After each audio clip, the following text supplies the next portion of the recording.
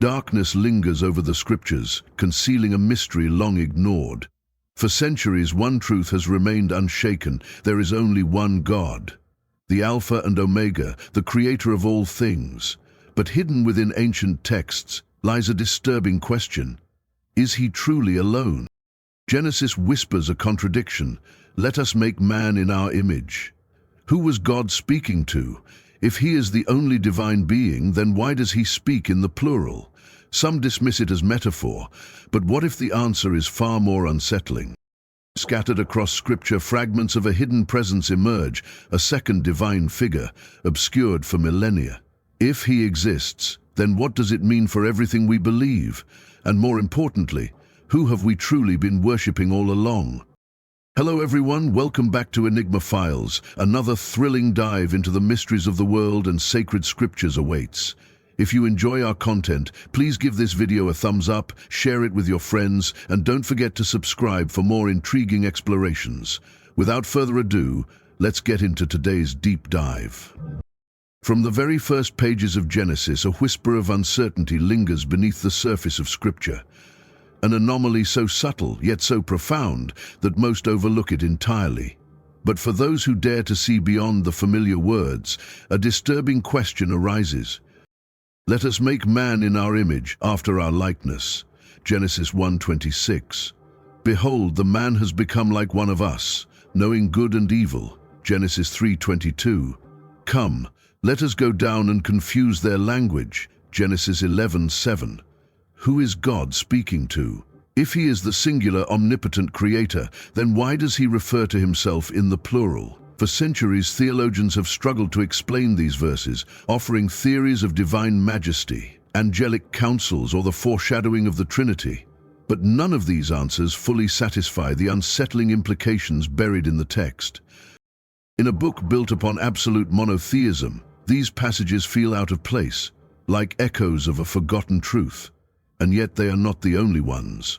Throughout the Old Testament, a mysterious figure emerges, one who speaks as God, acts with divine authority, yet remains distinct from the Almighty himself. A being who appears in burning bushes, wrestles with men, and pronounces judgment in the name of the Most High. This entity is no mere messenger. When he appears, those who see him react with fear and awe, believing they have stood before God himself. Yet, paradoxically, he is also spoken of as separate from the divine. Consider Moses and the burning bush. The scripture states that the angel of the Lord appeared to him in flames of fire from within a bush. Exodus 3:2. But as the passage continues, it is not an angel speaking, but God. I am the God of your father, the God of Abraham, the God of Isaac, and the God of Jacob. Exodus 3:6.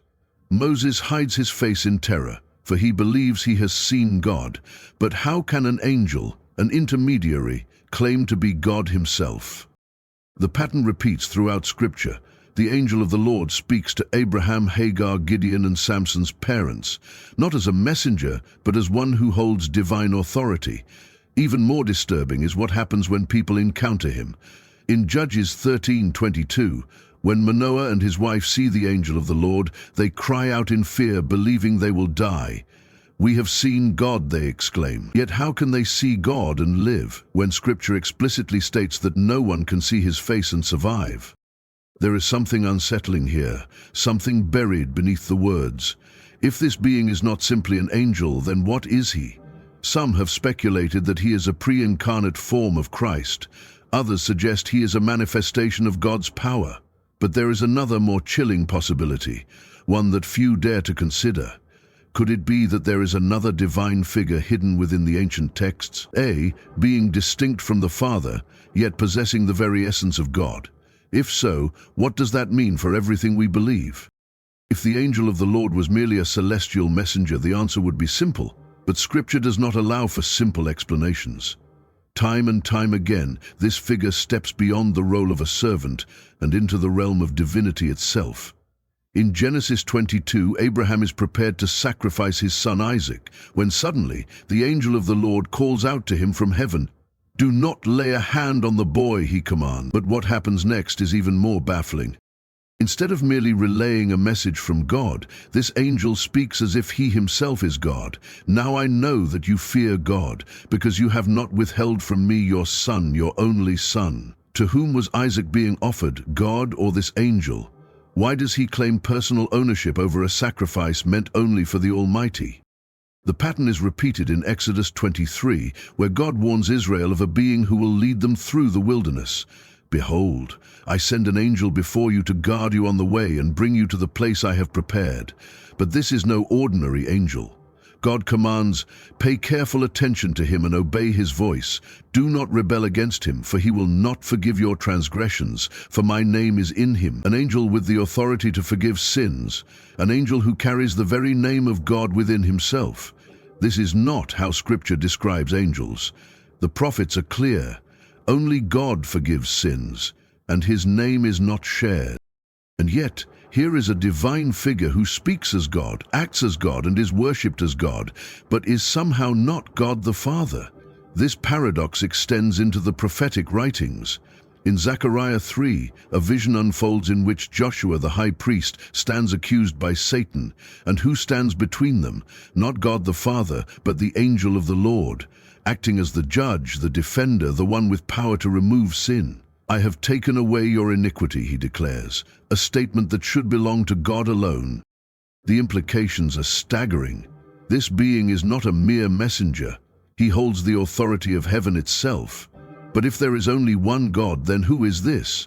Some have argued that this presence is the pre-incarnate Christ, a foreshadowing of Jesus before his earthly birth.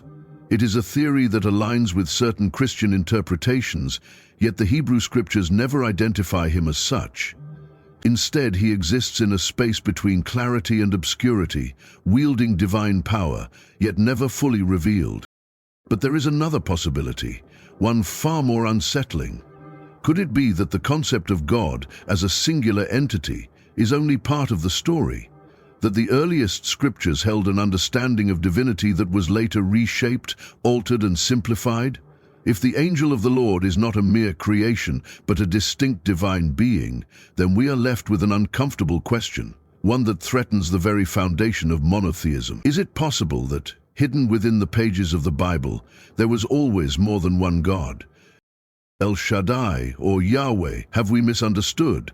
From the very beginning, God has been called by many names: El Shaddai, Elohim, Yahweh, Adonai, each carrying its own weight, its own authority, its own mystery. But while most believe these names simply reflect different aspects of the same divine being, Scripture suggests something far more unsettling. What if these names were not interchangeable? What if they pointed to something deeper, something hidden? One verse in Exodus shifts the foundation of everything we thought we knew. In Exodus 6:03, God speaks to Moses and declares, I appeared to Abraham, to Isaac, and to Jacob as El Shaddai, but by my name Yahweh I did not make myself fully known to them. The statement is striking. If El Shaddai and Yahweh are the same, why would one be hidden from the patriarchs? Why would the God who made a covenant with Abraham not reveal his true name until the time of Moses? The implication is staggering. For generations, the forefathers of faith may have been worshipping a different divine presence altogether. The confusion deepens in Deuteronomy 32:8, a passage that has been quietly debated for centuries. The verse states, when the Most High, Elion, gave the nations their inheritance, when he divided mankind, he set up the boundaries of the peoples according to the number of the sons of God. Elion, the Most High, is described as separate from Yahweh, as if Yahweh is merely one of the divine beings assigned a portion of humanity. If Yahweh was always the one true God, why is he portrayed as a figure receiving dominion rather than bestowing it? The Dead Sea Scrolls confirm that early texts did not say sons of Israel, but sons of God, implying a divine council where different gods ruled over different nations. And this is not an isolated reference. In Psalm 82:1, a chilling scene unfolds. God stands in the divine assembly. He judges among the gods. The passage suggests a hierarchy of divine beings, with Yahweh ruling among them. But this raises an uncomfortable question. If there is only one God, who are the others? Were they mere angels, or something more? Traditional theology offers an answer. Many scholars argue that these names and descriptions are not evidence of multiple gods, but progressive revelations of the same divine being. El Shaddai, Elohim, and Yahweh could represent different ways God revealed himself throughout time, rather than separate entities. The divine council, according to monotheistic interpretations, could be a heavenly court of angels, not rival deities. However, if that is true, why does Yahweh explicitly demand exclusive worship in the Ten Commandments? Why does he say, "You shall have no other gods before me," Exodus 20:3, rather than simply stating, "There are no other gods"? The answer may lie in the evolution of faith itself. Ancient religions often depicted a supreme deity ruling over lesser gods, each responsible for different realms or nations. Was the concept of Yahweh, originally one of many, later reshaped into monotheism? If so, who changed it, and why? Some scholars believe this transformation was deliberate. As Israel's faith evolved, so did its theology. What was once a divine assembly may have been reinterpreted, rewritten to fit the growing belief in a singular, omnipotent ruler. The divine hierarchy was collapsed into one. The other figures were erased. The complexity of God was simplified. But if Yahweh was once one of many, what happened to the others? Were they abandoned? Were they defeated? Or, more disturbingly, are they still out there, hidden in the shadows of Scripture, waiting to be rediscovered? If Yahweh was once one of many, then what happened to the others? Were they forgotten, erased from history, or was there a struggle, an ancient war between divine beings, a battle that shaped the very fabric of faith itself? The Bible hints at a time when the heavens were not ruled by a single God, but by a divine council, a gathering of powerful beings, each with authority over different nations, realms, and destinies. Deuteronomy 32:8 describes how Eleon, the Most High, divided the nations among the sons of God, granting each their own dominion. Yahweh was given Israel, while others ruled elsewhere. But as history progressed, something changed. A shift occurred, a consolidation of power. The gods of the nations once acknowledged were cast into shadow.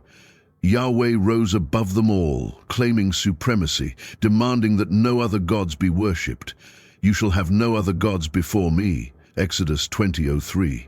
This was not a denial of their existence, it was a decree of dominance. The wording is deliberate. "No other gods before me" implies that others exist, but they must be rejected, silenced, forgotten. The Old Testament is filled with Yahweh's warnings against these rival deities. Baal, Molech, Asherah, names that were once spoken with reverence, now reduced to false idols. But what if they were not mere idols? What if they were once powerful rulers, now dethroned? What if, instead of being destroyed, some chose exile over extinction? The book of Psalms gives us another chilling glimpse into this hidden war. Psalm 82 describes Yahweh standing in the assembly of the gods, not as a fellow member, but as their judge. "How long will you judge unjustly and show partiality to the wicked?" Psalm 82:2. It is a rebuke, a condemnation. Yahweh is not merely part of this council, he is taking control of it. And then he delivers his final decree. "I said, you are gods, sons of the Most High, but you will die like mere men. You will fall like every other ruler." Psalm 82:6-7. This is a declaration of war. Yahweh is stripping the divine council of their power, casting them down to perish like mortals. The gods of old, the rulers of nations, are being overthrown.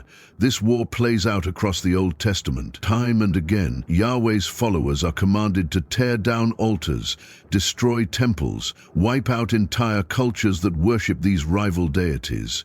The war is not just spiritual, it is physical, political, total.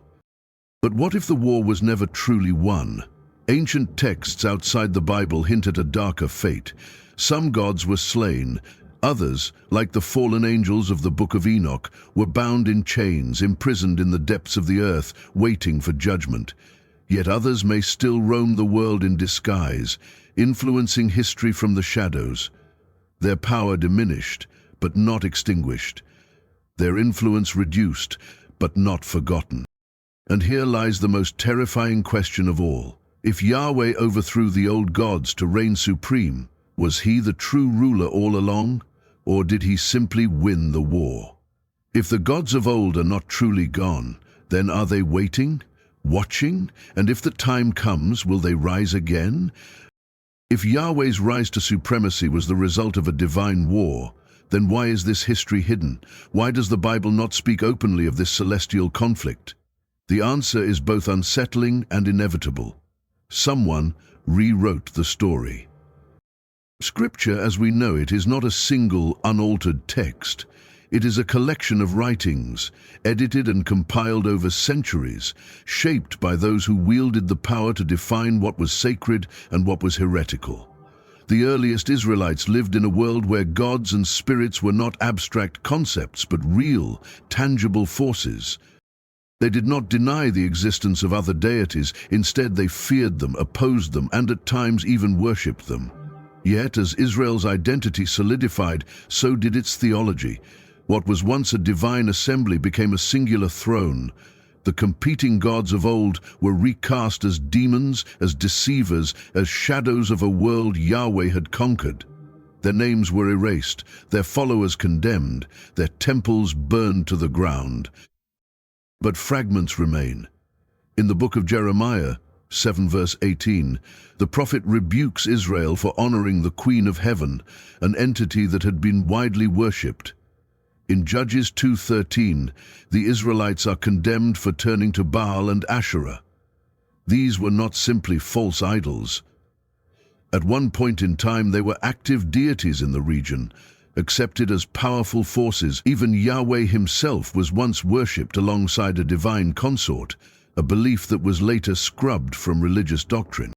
Traditional scholars argue that these shifts in theology were not deliberate erasures, but divinely guided revelations, a progressive unveiling of truth. They claim that Yahweh's rise to absolute monotheism was not about eliminating other gods, but about revealing that he alone was ever truly God.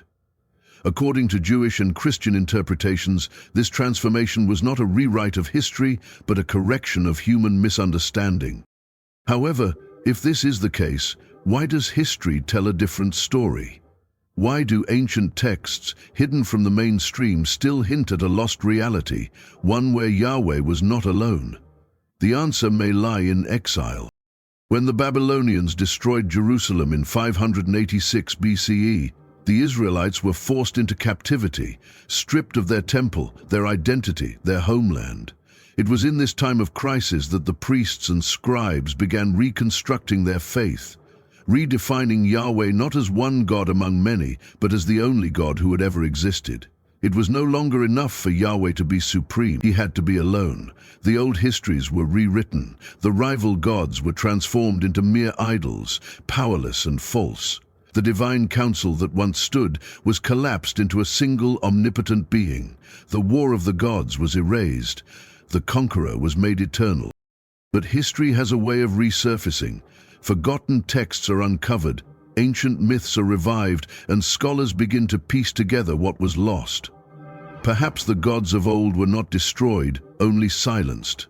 Perhaps their influence, buried beneath layers of rewritten doctrine, never truly vanished. And if that is true, then the world may not be as it seems. The past was reshaped, the future remains unwritten, and the question remains, if history can be rewritten once, can it be rewritten again? The whispers of forgotten gods, the buried remnants of a divine war, the uneasy truth that Yahweh may not have always been alone, all of it leads to one inevitable question: what happens if the veil is lifted? For centuries, faith has been built upon a singular foundation: one God, one truth, one ultimate power. But if history was rewritten, if the gods of old were silenced, then what does that mean for us now? Have we been worshipping a victor rather than a creator? Have we unknowingly followed the last surviving ruler of a war we were never meant to remember? There is one final clue, one hidden in plain sight. Revelation 22:12-13. Behold, I am coming soon, bringing my recompense with me to repay each one for what he has done. I am the Alpha and the Omega, the first and the last, the beginning and the end. A declaration of supremacy, a final claim to absolute power. But what if it is not a promise, but a warning? What if he is not returning to bring peace, but to ensure that no others remain? The prophecies of the end times speak of a great conflict, an ultimate battle between forces beyond human comprehension. For those who believe, it is the final victory of light over darkness. But what if it is something else? What if it is the last war? A war to erase any remnants of the old order, to eliminate every last trace of the gods who were once revered, to finish what was started thousands of years ago. What if the gods who were cast down have never been truly gone? The world is changing. Secrets long buried are rising to the surface. Lost texts resurface, heretical writings gain new interest, and ancient names once feared begin to be spoken again. The concept of one supreme being is being challenged, not by skeptics, but by history itself. And if the war is not over, then what happens when the other side fights back? As we unravel the layers of ancient beliefs and forgotten truths, we are left with more questions than answers. If Yahweh's supremacy was forged in the fires of conflict, what does that mean for our understanding of faith and divinity today? Could the gods once revered still linger in the shadows, waiting for their stories to be told? We invite you to share your thoughts in the comments below. What do you think happened to the old gods? And how does this reshape your view of history and spirituality? Stay tuned for more deep dives into the enigmas that surround us. Together, let's continue to seek the truths that lie beneath the surface. Thank you for watching.